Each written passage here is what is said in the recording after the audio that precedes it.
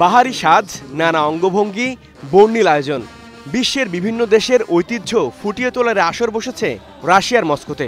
এটি সাধারণ কোনো আয়োজন নয়, যেখানে অংশ নিতে পারে কেবল সামরিক ব্যান্ড।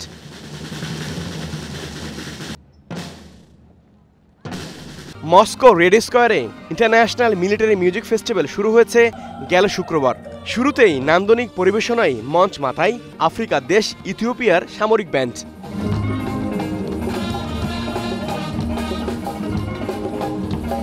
এরপর সংযুক্ত আরব আমিরাতের পালা। নিজেদের ঐতিহ্যবাহী পোশাকে নানা সাজে তাদের পরিবেশনাতেও ছিল ভিন্ন মাত্রা। নিজেদের পতাকার সাথে রাশিয়ার পতাকা তুলে ধরে জানান দেওয়া হয় দীর্ঘদিনের বন্ধুত্বের গল্প।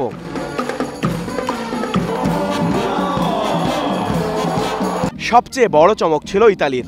ইউক্রেন যুদ্ধ শুরুর পর প্রথমবারের মতো ইউরোপের কোনো দেশ এরকম একটি উৎসবে অংশ নেয়। যুদ্ধ বন্ধের ইঙ্গিত হিসেবে এই বিষয়টিকে বেশ গুরুত্বের সঙ্গে দেখছে আন্তর্জাতিক মহল।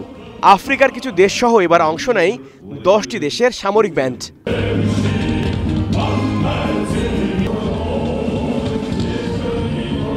2007 সাল থেকেই ক্রেমলিন টাওয়ারের নিচে প্রতি বছর এই উৎসবের আয়োজন করা হয়, যা স্থানীয় ভাষায় স্পাসকায়া টায়ার ফেস্টিভ্যাল নামে বিশ্বজুড়ে পরিচিত।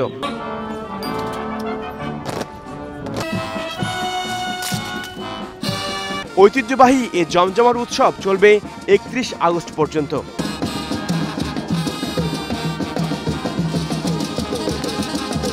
H R Rafi, star news.